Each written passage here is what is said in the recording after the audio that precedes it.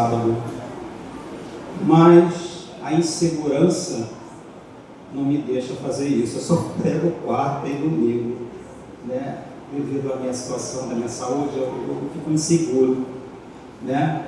Então, eu gostaria muito de pregar no sábado aqui.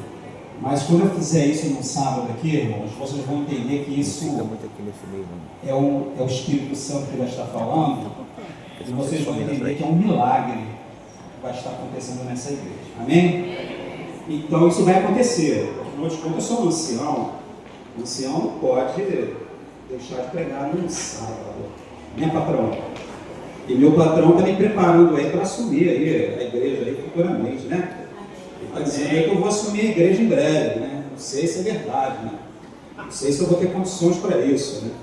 Mas eu gostaria, essa manhã, de convidar uma pessoa muito especial para mim. Tenho o maior carinho por essa pessoa, né? Essa pessoa, tive a honra de ser o motorista dessa pessoa quando fez, quando casou, né? Num carro todo especial, aberto, antigo. Eu fui essa pessoa, fui motorista dessa pessoa, tive muito carinho, fui quase padrinho desse casal. Gostaria de chamar a professora Ana Cláudia, que vai nos trazer a mensagem nessa manhã.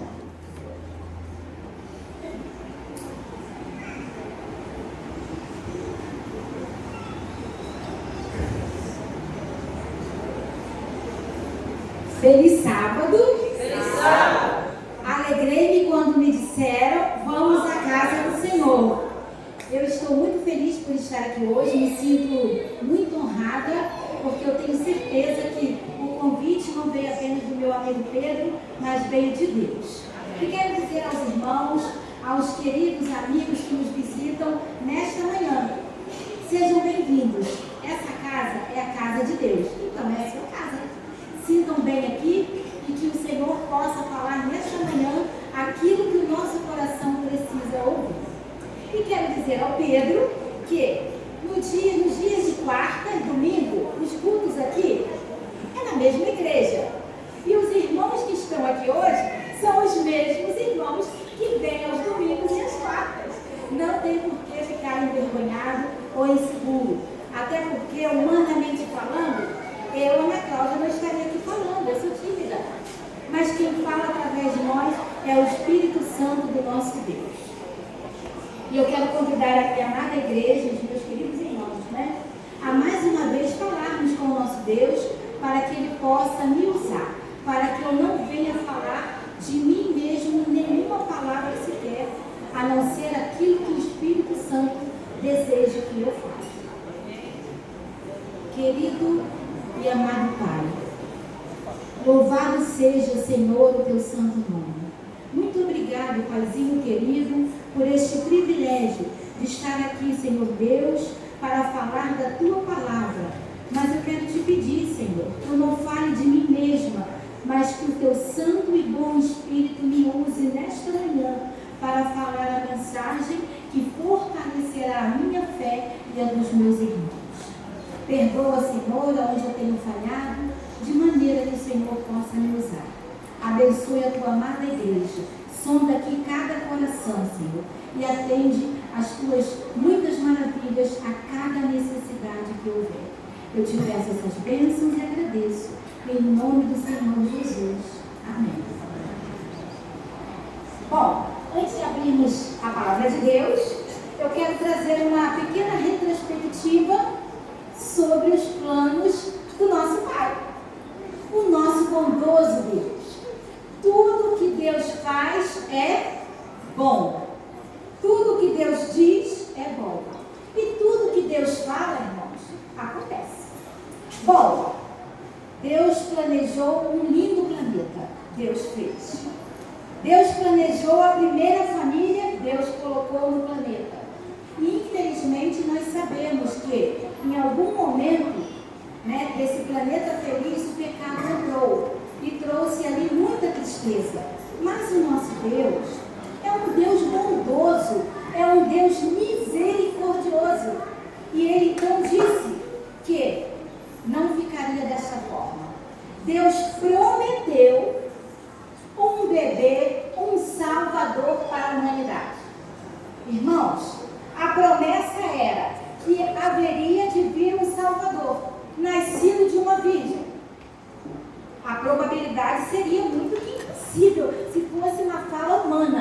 porque uma virgem não pode conceber. Mas Deus disse que ele nasceria de uma virgem. Ele nasceu. Não importasse a probabilidade. Deus falou, aconteceu. E ele nasceu. E nessa profecia, dizia ainda que Jesus nasceria em Belém. Mas os seus pais não estavam em Belém, né? Os seus pais que Deus escolheu aqui na terra. Mas Deus disse que iria nascer em Belém. Nasceu em Belém. Irmãos, tudo que Deus designar acontecerá. Ninguém pode frustrar os planos de Deus. Nem para a minha vida e nem para a sua vida. Nós sabemos que Deus tem planos para nós. Bom, o primeiro plano foi mandar o Salvador. Ele mandou. Jesus esteve aqui na terra, né, por volta de 33 anos e meio. Ele fez o que tinha que ser feito. Aquilo que Deus falou que ele faria. E quando cumpriu-se esse tempo, irmãos, Jesus teve que voltar para os céus, para fazer algo que Deus disse que ele faria. E ele foi. E agora? Bom, tem uma outra promessa. Deus disse que ele voltaria. Irmãos, primeiro Deus disse que ele viria, ele veio. Depois Deus disse que ele retornaria para os céus, ele retornou. E agora Deus disse que ele virá. Se Deus disse que ele virá, ele vem. Não temos com que nos preocupar. Embora alguns queiram que ele venha, embora outros nem pensem a respeito, embora outros não queiram que ele venha, ele virá. E amém por isso, não é? Isso me deixa muito feliz. Porque você hoje não está sentado aqui nesses bancos apenas para louvar, apenas para ouvir ou apenas por vir. Você está aqui porque você tem um desejo, que é ver Jesus. Você não ficaria sentado aqui por algumas horas sem um propósito especial. Você não sairia de casa podendo fazer outras coisas se não fosse porque você ama Jesus e você quer que ele volte. Porque, irmãos, qual seria o sentido de você vir à igreja sem uma esperança da volta de Jesus? Nenhum. É apenas um tempo. São bancos para se sentar e ouvir, e cantar, e orar. Estamos aqui porque aguardamos o nosso Salvador. Bom, e eu quero dizer agora, né, aqui na palavra do Senhor, um pouquinho a respeito da volta do Senhor Jesus. Eu sei que alguns já estejam pensando talvez, mas eu sei que ele vai voltar, né? Eu já sei que Jesus vai voltar. Por que falar? Não existe mensagem mais fiel, mais poderosa, mais acalentadora do que ouvir da volta do Senhor Jesus. Não sei quais são os seus planos aqui hoje, mas sejam quais forem, não é superior à volta do Senhor Jesus. Esse é o melhor de tudo. Bom, vamos ver aqui. Nós queremos que Jesus volte, mas nós não sabemos quando. Não temos como saber quando. Porque isto é um mistério de Deus, segundo o Espírito de Profecia e Apocalipse 10. A volta do Senhor Jesus é um mistério de Deus hoje. Eu não posso dizer que ele vai vir em abril, dia 15 de abril de 2026, não posso falar isso. Não posso falar que ele vem um outro ano ou uma outra data, porque eu, Ana Cláudia, não sei. Eu li a palavra do Senhor e ali não me deu uma data, mas me deu uma característica, porque quando Jesus estava ascendendo aos céus, os discípulos com seus corações ali apertados, porque estavam perdendo ali fisicamente o seu mestre, o privilégio da companhia física de Jesus, e eles também queriam saber como eu quero e vocês querem. Quando Jesus voltaria? Era o desejo dos discípulos e de muitas pessoas que seguiam Jesus. E Jesus disse que ele não sabia, que os anjos não sabiam, mas que haveriam sinais. Sinais do tempo. Como estaria o mundo ou menos, irmãos, um pouco mais de 2000 anos que Jesus esteve aqui na Terra. E quando a gente fala de 2000 anos, parece que não é nada. E na verdade não é nada, porque já se passaram. Essas pessoas que estavam na época de Jesus em vida aqui, não estão hoje aqui hoje para conversar conosco. Então para eles foi como dias, noites, um domingo, aguardando o retorno do Senhor. Então, uma data específica não nos foi revelada e tenho hoje no coração que não é tão importante, mas eu sei que nós estamos vivendo o tempo da volta de Cristo. Quando eu digo para vocês hoje, como é que estão os nossos dias hoje, irmãos? Quais são as características do mundo na atualidade? Existem algumas características, irmãos. E eu quero chamá-los agora, convidados, né? Na verdade, a abrirem as suas Bíblias aqui em Timóteo, 2 Timóteo,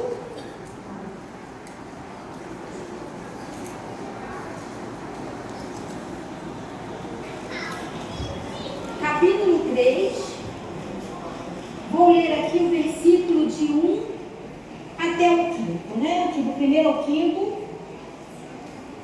2 Timóteo, capítulo 3. Amém, igreja? Amém. Sabe, porém, isto: nos últimos dias sobrevirão tempos difíceis.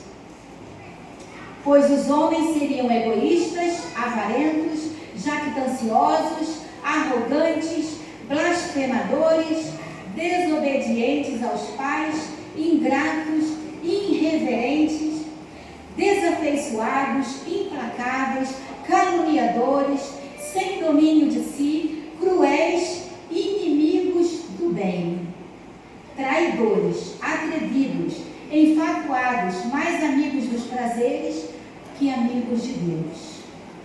Aqui eu li para os irmãos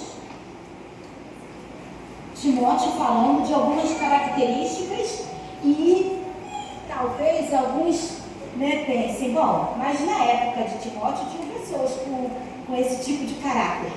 Sim, irmãos, mas tem um detalhe importante aqui. Ele diz que essas características seriam vivenciadas nos últimos dias. Ele está dizendo que essas características aqui são para os últimos dias. E aí embaixo eu vou completar algo que merece uma consideração especial. E ele diz assim, olha: tendo forma de piedade, negando-lhe, entretanto, o poder, foge também destes. Essa parte final, ela traz uma reflexão muito profunda. Quando diz, com aparência, tendo aparência de piedade, negando, entretanto, a eficácia. E a gente tem que fugir. Bom, irmãos, é difícil você pegar uma pessoa com tantas características, ou pelo menos com uma destas, e com aparência de piedade. A reflexão, irmãos, que a palavra de Deus quer nos dizer que nenhum de nós está isento de adquirir uma característica dessa. São muitas. E eu acho que se eu perguntasse aqui, quem não tem nenhuma dessas características, pelo menos uma, metade de uma, que levante a mão. Porque essas características são características do pecado. E nós temos uma natureza pecaminosa. Mas quando fala, irmãos, com aparência de piedade, eu entendo que ali Timóteo está se referindo, falando à nossa igreja, a nós, como cristãos. Porque muitas das vezes nós temos uma aparência de piedade, mas negamos a eficácia dela. Muitas das vezes, irmãos, temos acalentado alguns desses sentimentos, características de caráter, mas não demonstramos, porque enganoso é o coração do homem, quem o conhecerá. Essas são características do povo de Deus, do Israel espiritual dos últimos dias. Não somos a igreja de Laodiceia? Não somos o povo que ora não é quente e nem frio? Mas não necessita que seja você e nem eu. Existe uma profecia para o Israel espiritual, mas não para todo o Israel espiritual. Quando Jesus esteve aqui na terra, ele salvou muitas pessoas, mas ele não salvou a todas. E quando ele retornar, ele vai salvar muitas, mas infelizmente não poderá salvar a todas. E esta mensagem é uma mensagem para a gente refletir sobre a sua vida aqui hoje na terra. Nós estamos vivendo, irmão, os últimos dias. Isso aqui é um fato, é indiscutível. A palavra de Deus diz que nos últimos dias tinha essas características. Mateus 24, a gente já vai ver ali alguns acontecimentos, né, apontando para a brevidade da volta do Senhor Jesus. Bom, nós entendemos que estamos vivendo um mundo, então, que se caracteriza por ser os últimos dias. Estamos vivendo num mundo com características perigosas e a gente tem visto, irmãos, evidências que estamos no tempo do fim, de que essa terra não vai muito longe. A natureza está se expressando. Eu não sei quantos aqui se lembram, porque às vezes cai no esquecimento meu e de muitos. Vocês viram aquele incêndio na Califórnia? Mansões beira-mar pegando fogo diante da água. Irmãos, aquela cena chamou a minha atenção. Eu lembrei de Noé, quando Deus mandou os animais entrarem. Irmão, aquilo ali foi o último sermão a ser pregado. Os animais entrando na arca sem que ninguém os pegasse e colocasse lá. Aves que nunca tinham pousado na mão humana entraram na arca. Animais selváticos, os domésticos, tudo enfileirado, os pares corretamente. Aquilo ali, eu acredito que tenha chamado a atenção das pessoas daquela época. Chamou a atenção, irmãos, mas não penetrou no coração. Um incêndio daquelas mansões em frente ao mar chamou a atenção. Mas muitos falam assim, muito estranho, chega a ser contraditório. Um imóvel pegar fogo em frente à água. Deus está querendo nos dizer alguma coisa, irmãos. Não é possível. Essas coisas não podem estar acontecendo assim do nada. E está ali também. Inclusive aqui eu tirei, que eu achei muito importante, quando fala aqui dos sinais, né, do tempo, está no livro Desejado de Todas as Nações, na página 611. Eu quero ler um trechinho bem pequeno, mas muito importante. Diz assim, olha, os sinais dos tempos são cheios de presságios. Os acontecimentos por vir projetam sua sombra diante de si. O Espírito de Deus está sendo retirado da terra, e calamidades segue-se em calamidades, e em terra e mar. Há tempestades, terremotos e incêndios, inundações, homicídios de todas as espécies. Aqui a irmã White ela está falando algo que Deus disse para nos dizer. E o que me chamou a atenção ali não foram os terremotos, as calamidades a gente tem visto todos os dias. Mas ela falou ali dos incêndios. Irmãos, embora a palavra incêndio seja algo que parece insignificante profeticamente falando, mas não é. Porque quando fala dos incêndios ali, está querendo dizer para os últimos dias, porque antigamente não tinha incêndio. Então, quando você vê uma floresta pegando fogo, você diz assim, olha, é porque está muito seco, pelo menos os cientistas dizem isso, né? Porque tudo vai ter uma resposta cientificamente, mas nunca espiritualmente. É porque está pegando fogo, porque está muito quente, é porque alguém jogou uma faísca, alguém provocou um incêndio, mas nunca como um sinal da volta de Jesus. Mas ali está dizendo que o incêndio é um dos sinais. E esse incêndio para mim da Califórnia foi ali para nos mostrar, nós que estamos nos últimos dias. Eu acho que em 1923 houve um grande incêndio na Califórnia que milhares de pessoas morreram. Então foi um incêndio devastador. Mas ele foi para chamar a atenção pela forma como ocorreu. Bom, Tem muitos outros sinais, irmãos. Doenças que a gente nunca imaginou. O exemplo mesmo é a Covid-19. Pode ter tido até 18, mas nunca tão impactante quanto a 19.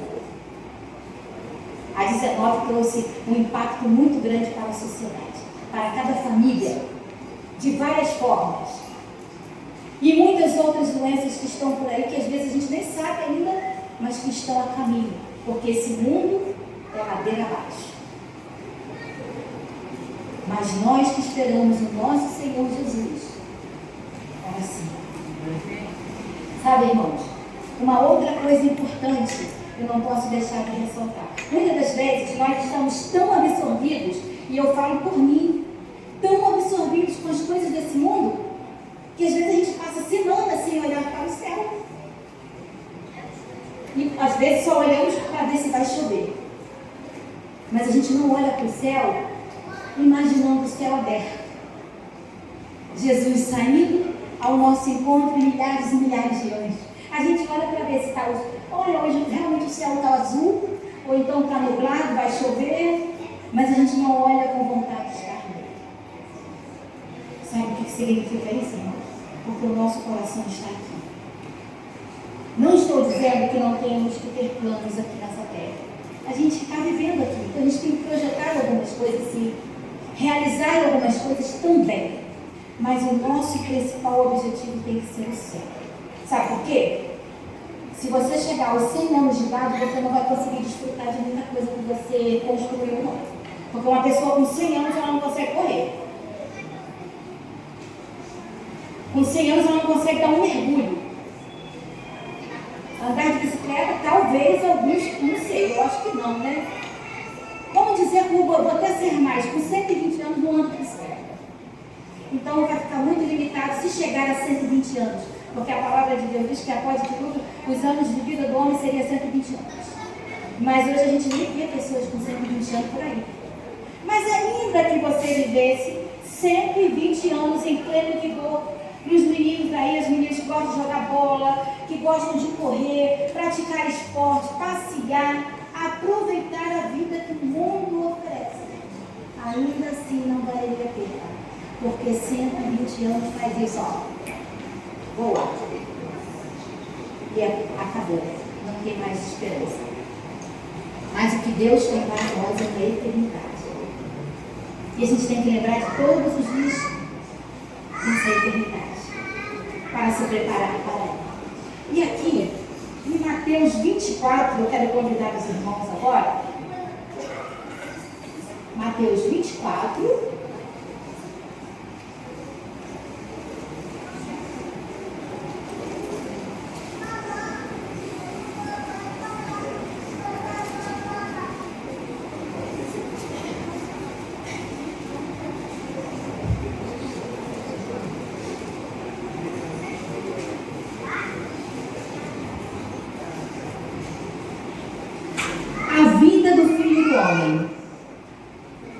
Logo em seguida, a tribulação daqueles dias, versículo 29, irmãos, perdão, 24, versículo 29. Logo em seguida, a tribulação daqueles dias, o sol escurecerá, a lua não dará sua claridade, as estrelas cairão do firmamento e os poderes dos céus serão abalados.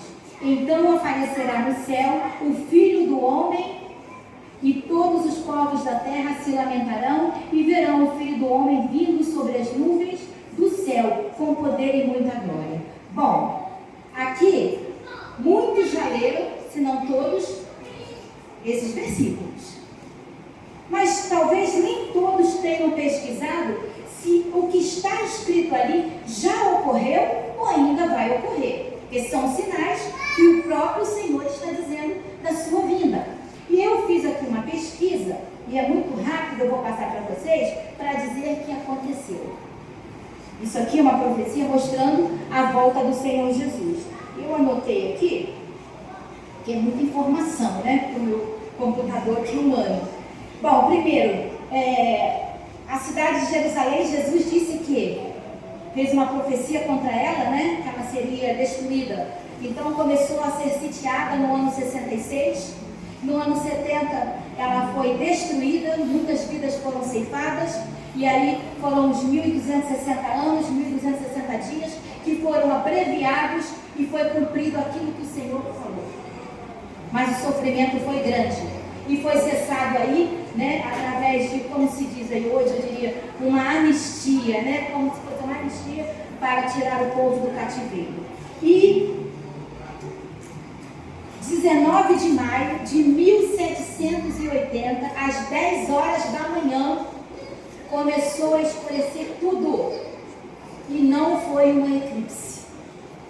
Ficou como em trevas, como noite, como se fosse a meia-noite, a partir das 10 horas da manhã, durante todo o dia. Inexplicavelmente, a terra ficou em trevas.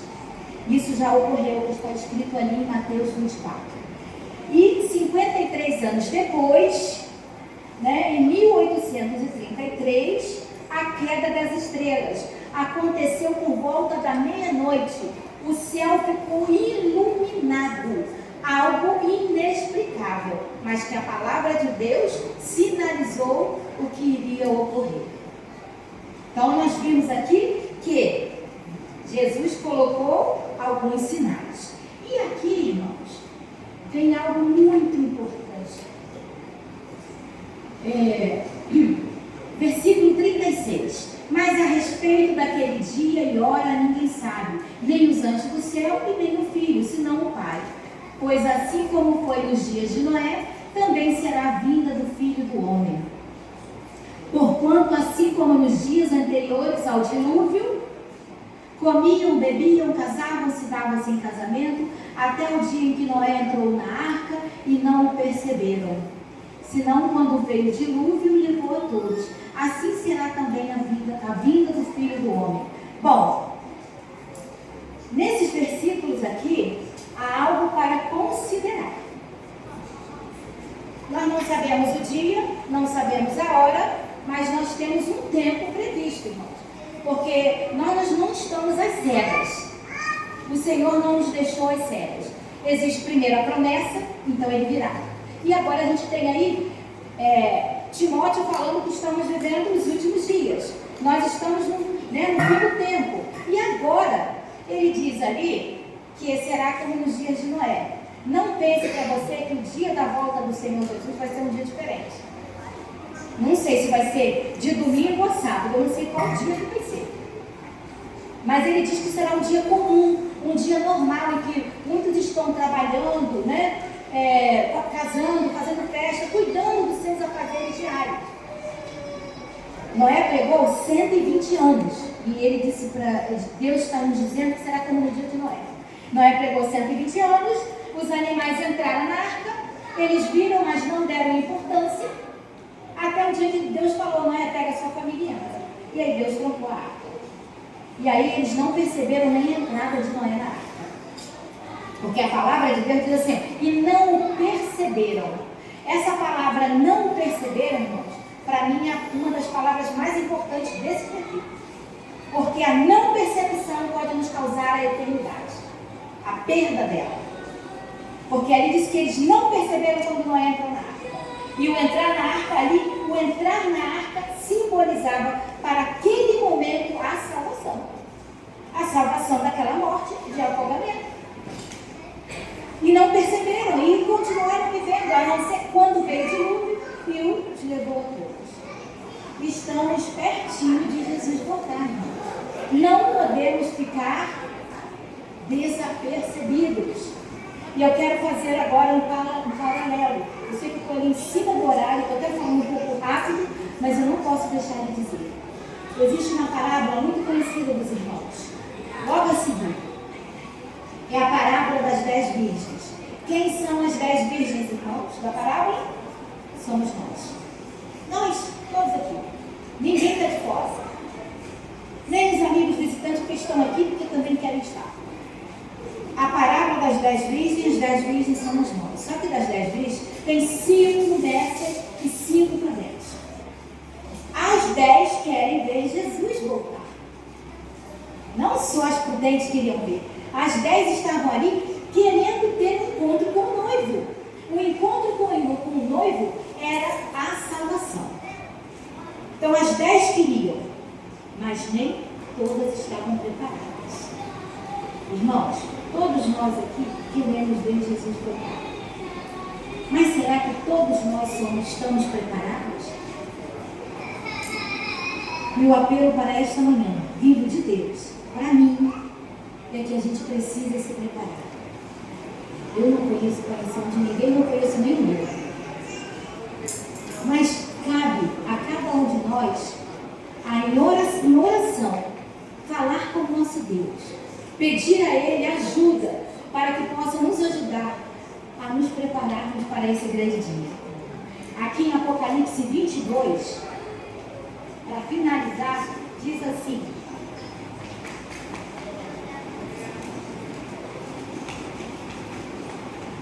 Apocalipse é um dos meus livros preferidos da Bíblia. É o último livro. É o livro que fala do fim. E eu quero que o fim chegue logo para iniciar no começo. Apocalipse 22. Eu anotei aqui os versículos importantíssimos que falam. Olha, primeiro, o vencedor herdará todas estas coisas, e eu lhe serei Deus, e ele me será filho. E aqui no finalzinho, ele diz assim, ó, versículo 7, né? Eu li agora, 22, 7. E agora vou ler o 12, versículo 12, diz assim: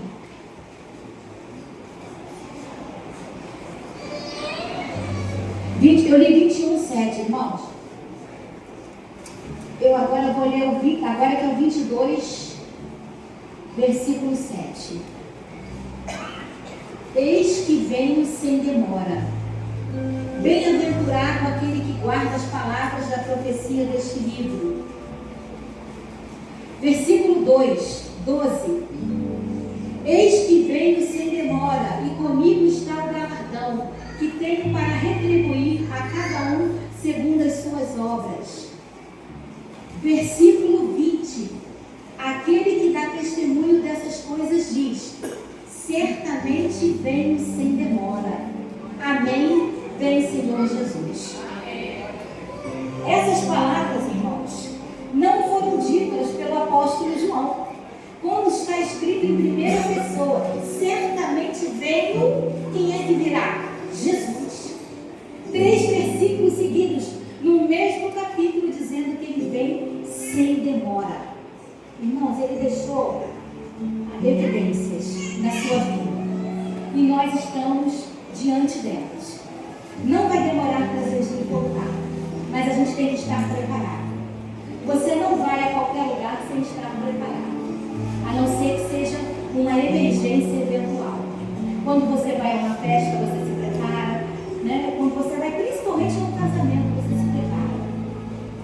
Até para vir à igreja, né? Às vezes você pode acontecer uma eventual necessidade de não ter um preparo, mas geralmente nós nos preparamos para vir à casa do Senhor. E para o céu, ninguém virá com braço que estiver preparado. A parábola diz que 10 virgens ficaram de fora, 5 ficaram de fora, mas 10 queriam ir. Hoje, irmãos, nós sabemos que nem todos poderão ir porque não querem, mas vocês querem. Eu quero, mas preciso se preparar. Precisam colocar a sua vida em ordem diante de Deus, confessar os seus pecados, porque o Senhor é fiel para nos perdoar de todo pecado. Não importa quão longe tenhamos sido, Deus é bom. A sua misericórdia ela dura de geração em geração, e Ele pode nos perdoar, e Ele pode nos salvar. Deus não faz distinção das pessoas, não importa a cor, não importa a posição social, não importa a posição intelectual. Deus ama todos, quer salvar, mas precisamos nos preparar. E o primeiro passo é confessar os nossos pecados, colocar a nossa vida em ordem diante do Senhor, pois não sabemos o dia de amanhã. Jesus pode voltar para mim hoje, Jesus pode voltar para você hoje ou amanhã. Eu sei que Ele em breve voltará, em tempo, mas eu não sei qual é o meu tempo. Você também não sabe qual é o seu tempo. Então esteja preparado todos os dias, em todo momento, olhando sempre para o céu, E lembrando que de lá virá o nosso socorro. Que Deus abençoe a cada um de nós. E que sejamos salvos no dia da volta do Senhor Jesus. Hoje não dá tempo de falar dos privilégios da volta do Senhor Jesus. Aquilo que iremos receber. Mas uma coisa tem que dizer. A vida eterna não enriquece. E tem muito mais. Leia Apocalipse. Ele vai te dizer, leia a palavra de Deus. Não passe um dia sequer da sua vida sem primeiro estar com o melhor, o maior livro, a palavra de Deus. Esconda no seu coração para não pecar contra o Senhor. Esse é o nosso guia para a eternidade. Que Deus nos abençoe. E agora eu quero convidar a Nívia para louvar o nome do nosso Senhor e encerrar esse culto com a certeza de que Deus falou no nosso coração e que irá nos ajudar a irmos para os céus.